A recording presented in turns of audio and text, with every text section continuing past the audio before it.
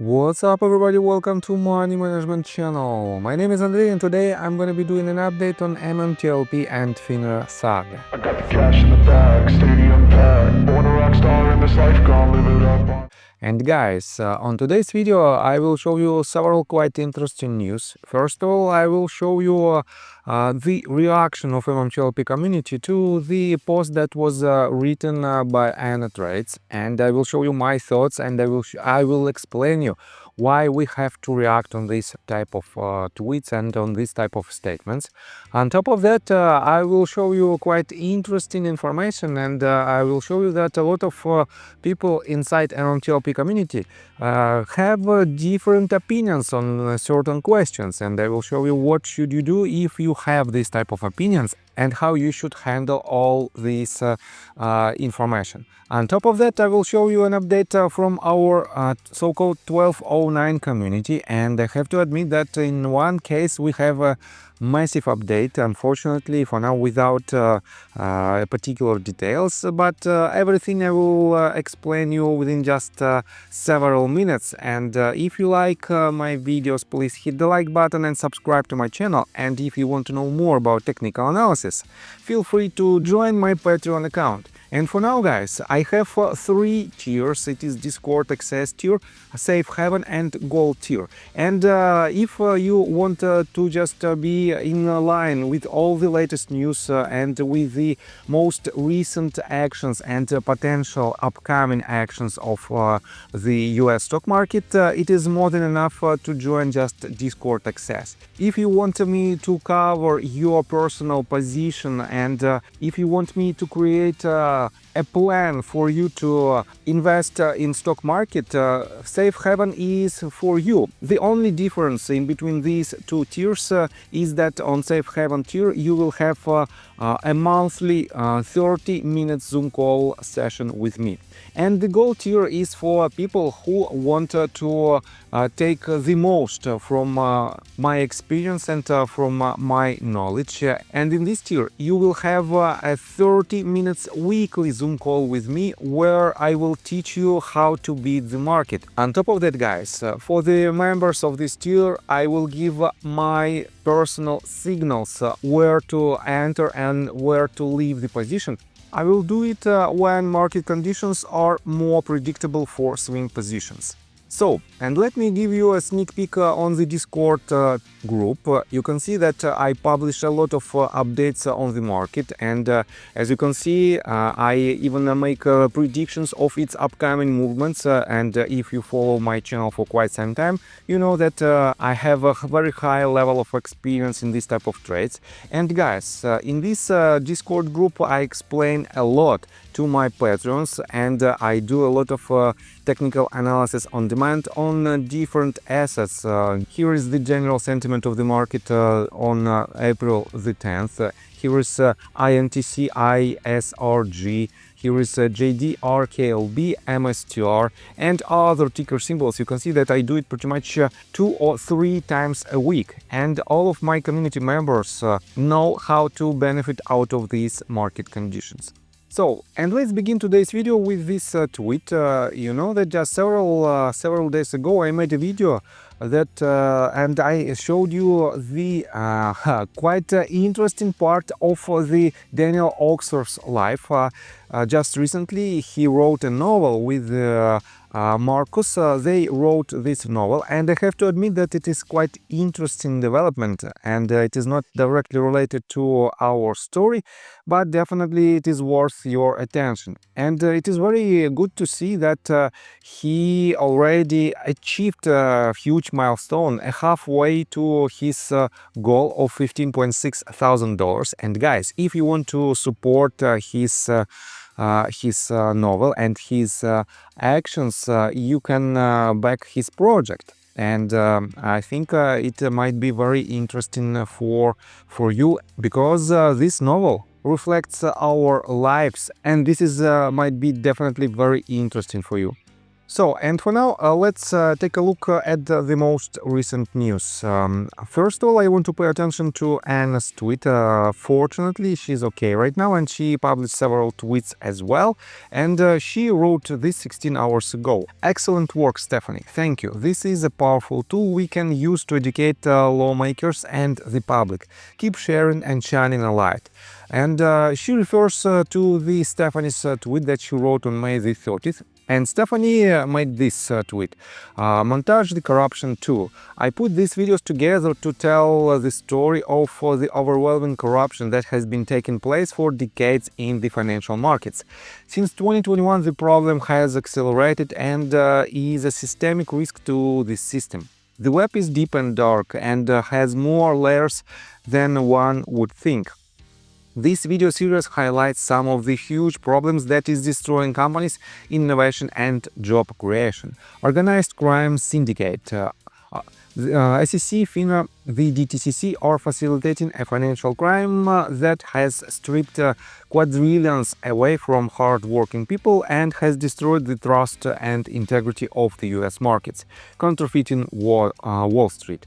And she added this video. It is a 23 minutes long video. It is a video related to these frauds that were mentioned in in different mass media from 2021. And on top of that, guys, I want to pay attention to this tweet as well. Frank Ness wrote this article, and he basically used the latest tweet of Anna Trades, and he pushed this narrative forward. And guys, some people inside our MMTLP community and even outside our MMTLP community doesn't like this type of tweets that Anna, Anna thinks that she's in danger. And guys, think of it like this. Let's assume that there is no threats for her life, and everything that she wrote in her tweet is just a part of her imagination. So, be it doesn't matter, but if just a fraction of these statements are real, I have to admit that I will do my best in order to spread this information and in order to help this type of people to protect themselves, because it doesn't cost me anything, and I want to be, even if I'm wrong and Anna doesn't have anything that might be dangerous for her life, well, in this case, everyone will be safe and sound. But if just a fraction of my actions will help to protect just anyone on this earth, I will do my best to do it. That is why, guys, we have to protect the people who think that their life is in danger. So, let's switch to another news. I want to pay attention to the recent tweet that was written by Trader Zero. I covered it yesterday, and he refers to the tweet that was written by due diligence in response to the short positions that were opened on MMTLP stock back in December and before December of 2022. And right here you can see that Sam AM, Dark Sam, for now your Twitter name is Dark Sam, wrote this.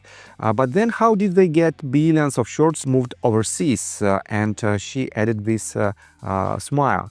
And Trader Zero wrote, they didn't. There is no such thing as moving shorts overseas. When you borrow stock from a lending broker anywhere on earth, you owe those shares to that lending broker, and those shares must be bought, borrowed, and or cleared through NASDAQ and the DTCC.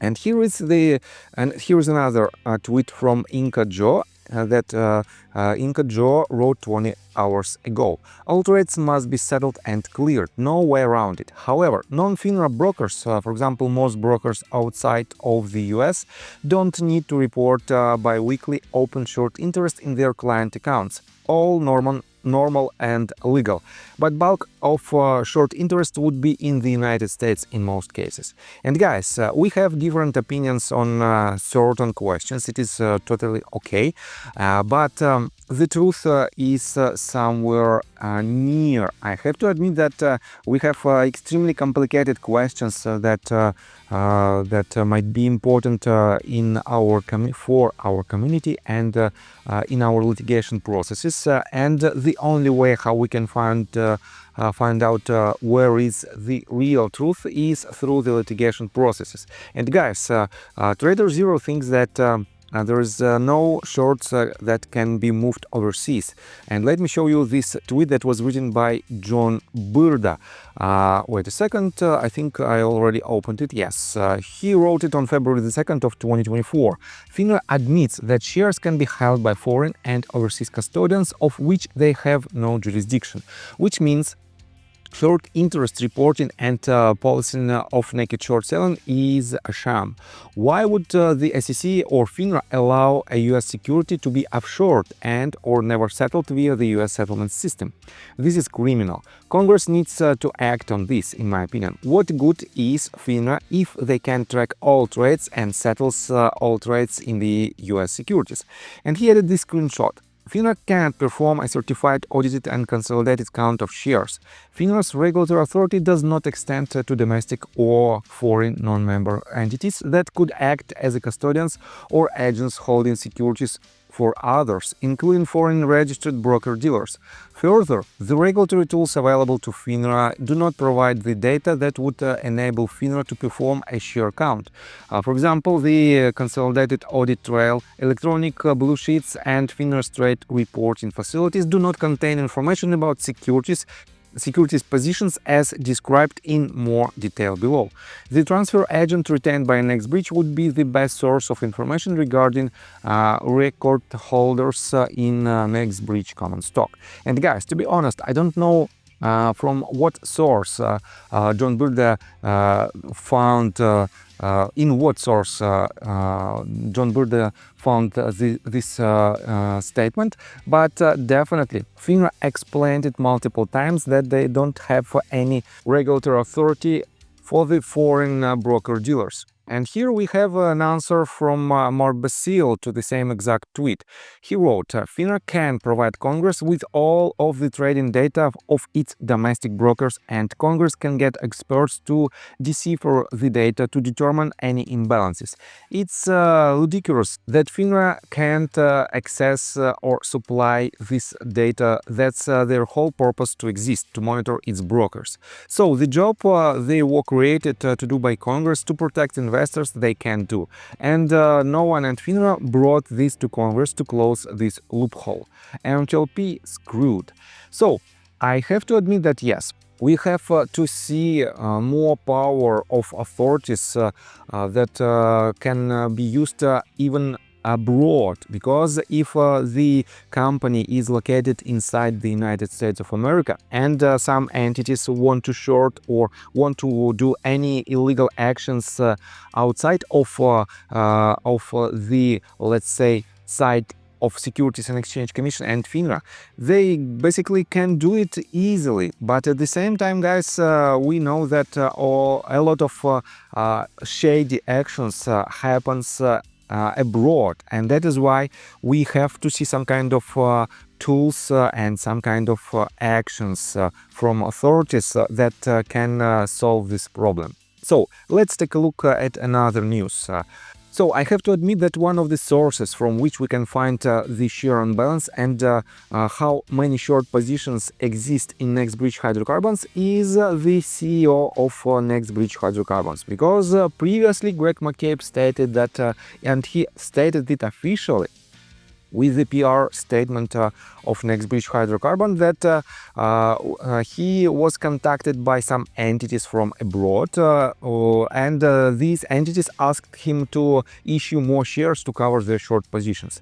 So, and Chloe wrote this: McCabe, are you going to jump through the hoops and pay the money to do what the SEC requires of you to get some form of resolution or not? I believe this is the most recent communication for the company, and she refers to this tweet that she wrote on May 29th, and she wrote, "John Burda don't know when the near future is, been about 3 months since this release."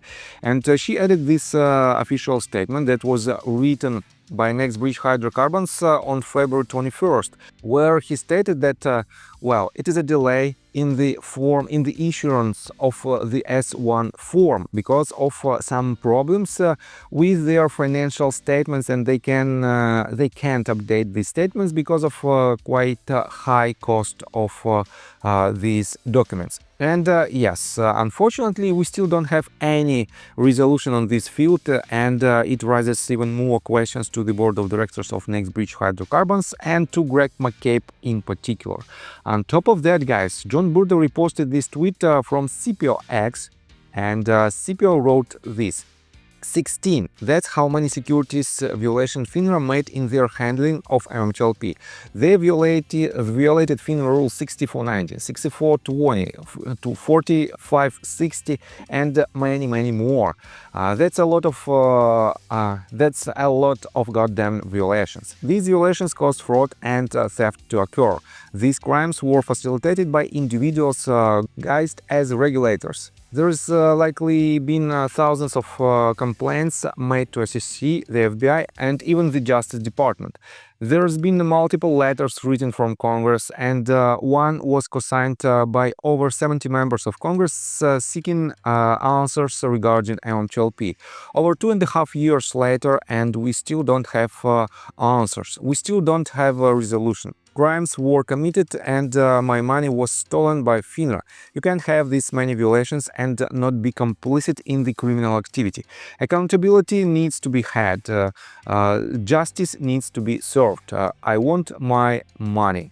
And guys, we know for sure that at least one rule was violated. It is Rule 6490, and we know it because RareDD made a lot of due diligence, and he explained in details how and when this rule was violated. We don't have any official answers from authorities regarding this violation, but all other rules, guys, for me it is a huge question mark, because it is just a set of numbers, and we don't have any evidence of these violations.